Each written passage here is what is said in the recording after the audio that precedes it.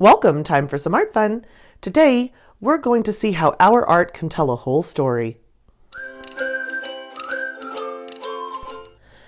Sometimes I look at my art, especially as it's coming together, and I start to think about the backstory of my subject. It just gets my mind going of all of the things that could be happening in the piece that I'm painting. And I'm always really excited to hear what other people think when they look at my painting. For instance, I'll send it to my parents and they often think something different than what I was thinking about the piece. This piece in particular, I lost it when I saw the shape of this little baby bunny coming together because I immediately thought to myself, I know exactly what this is. This is the bunny, affectionately known by his friends as a fuzzy bunny butt. When I figured that out, I literally started dancing like this because I saw how cute this bunny was. Just from the sketch in the background, and I started to go completely wild. I just wanted to have this bunny as a pet, and I thought I have to use my cute suey gouache paints to complete this fuzzy bunny butt. As I was making this fuzzy bunny butt come together, please don't tell me I'm alone in this. I know I'm not the only freak who dances and celebrates when their little baby cute animal art is coming together. But this particular bunny was so delicious to paint. I was loving the gouache again. I am still obsessed with it. I did a whole other video with it painting a little fox on a beach. And this is a somewhat similar color scheme. I mean, it's a curated set that gives you a color scheme, but I chose this baby yellow and a really pale blue, and it was putting me in the mind of almost a children's story. And I thought to myself, well, why can't I still have fun with stories, even though I'm grown AF? And so I did. I was making this little fuzzy bunny and I thought about making him all yellow and cute and giving him nothing but a pastel background and making him really restful and sweet. And then I thought to myself, no, that is so not what I'm feeling right now. As beautiful and sweet as these colors are, I need this bunny to have some drama in his life. So I started to put in the darker background. And when I got the bunny completely done, he looked like he was real upset because he had a real dirty butt. And so I thought, I've already decided that this bunny's name is Fuzzy Bunny Butt because obviously it's the cutest name. Plus he does have a real fuzzy bunny butt when you see when it comes together how fuzzy this bunny is.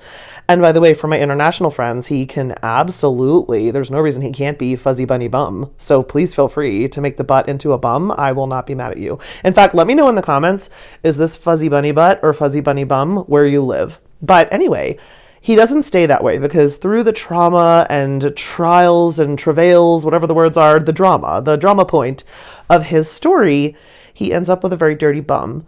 So he ends up with a slightly different name. But I had to think to myself, how did this happen to this poor bunny? How did he go from just this sweet little restful pastel yellow bunny hanging out on a beautiful pastel background to a dirty butted fuzzy bunny butt?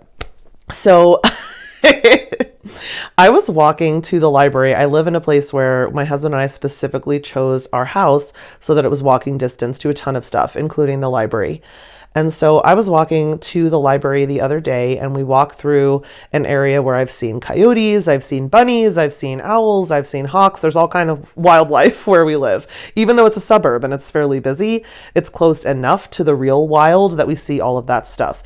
And so there's a season where we see a ton of baby bunnies.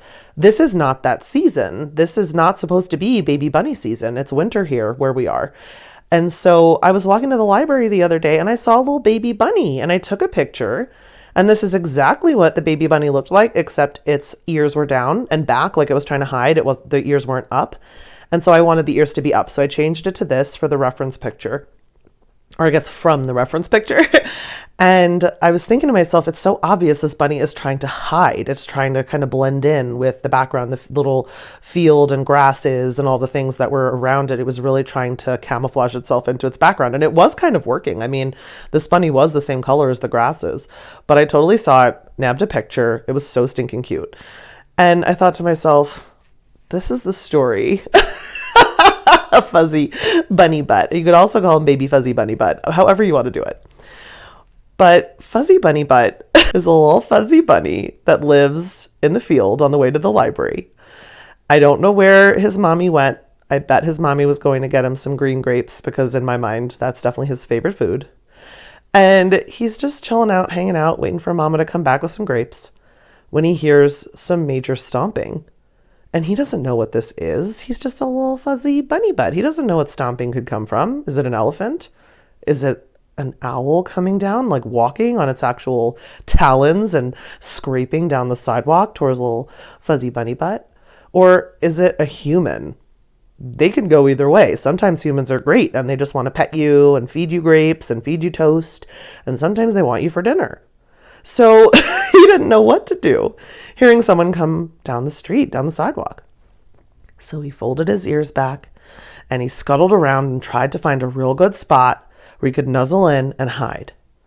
And it worked. He hid, and lo and behold, it was indeed a human stomping down the sidewalk, loud as could be. And he hid and hid and hid, and the human kept going and left and did not try to eat him for dinner. And he thought, success! I've won! Yet again! Fuzzy Bunny Butt wins! And then he looked down. And he closed his eyes in deep, deep sadness and dismay. And he said, oh no, I've done it again. I tried to nuzzle into a good, warm, safe spot where I could hide, and it was a mud hole. And he got his whole little tush covered in mud. And he thought to himself, oh no, my mom's never going to forgive me because she loves my fuzzy bunny butt and we snuggle butt to butt when we sleep. We like to have eyes all over the place, eyes akimbo. So I watch the south, she watches the north, butt to butt, we got more ground covered. We have each other's back.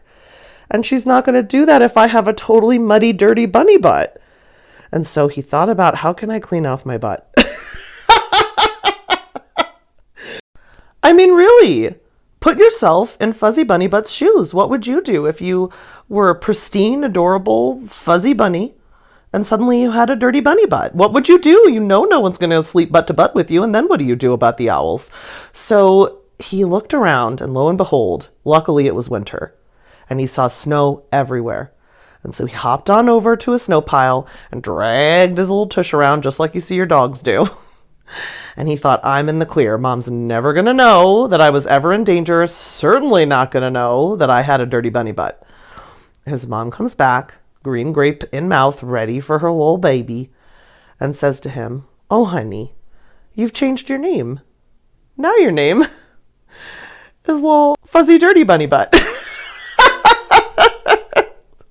I guess he didn't do a good enough job, and fuzzy dirty bunny butt was forever thereafter this little baby's name. Now, you're not there yet to see how fuzzy this bunny ends up being, but I hope that you get the picture while we're in this full ugly stage of gouache, and I know you're all with me that there's always an ugly stage with the gouache, that you see what I'm saying when you're making something that is so inspiring to you and so adorable to you, in my case, because I like to do cute art, but it could be anything. It could be so just affects you in whatever way, that you fill in a whole backstory about the work of art. I used to do this all the time when I was going to museums. I would just stand and stare in front of any painting that was particularly inspirational to me and come up with a whole story about that painting and how it came about or what it was about. It's one of the reasons I absolutely love to do those audio tours where you can get a headset when you visit a museum and listen to the backstory on any given painting. It just makes such a difference to me. I really enjoy learning that. So this was a painting. I know this isn't in a museum and never will be. It's literally in my sketchbook. I wasn't even totally sure about it. I sent it to my parents and I said, is this bunny done? Is it cute enough? And let's do the satisfying tape peel. It's not done yet, but this is the satisfying tape peel. And one of them said, basically the fuzzy dirty bunny butt, that he's real upset that his butt is so muddy. The other one had said that he'd lost his mama, and that's why he was so sad. And so it's kind of a combination of those two sentiments that led to this little bedtime type story, even though I was laughing raucously the entire time because it's so silly.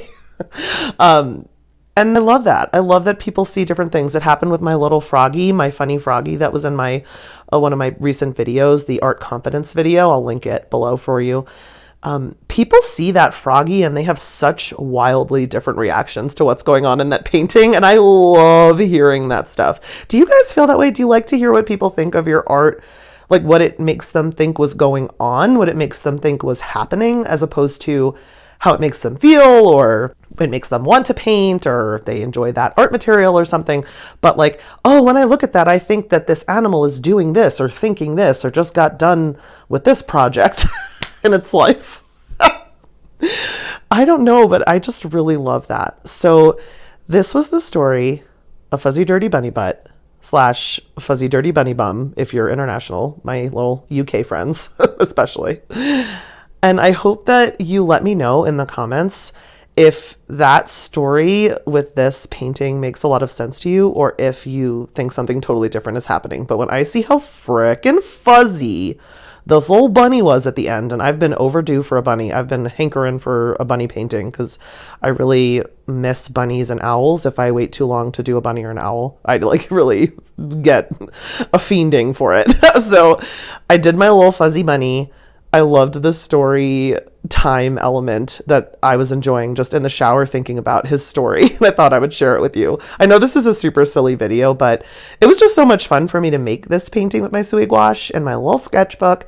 And I hope it was fun for you to come along with me and just sort of hear the process of how I think about my cute animal art and why I'm so addicted to it.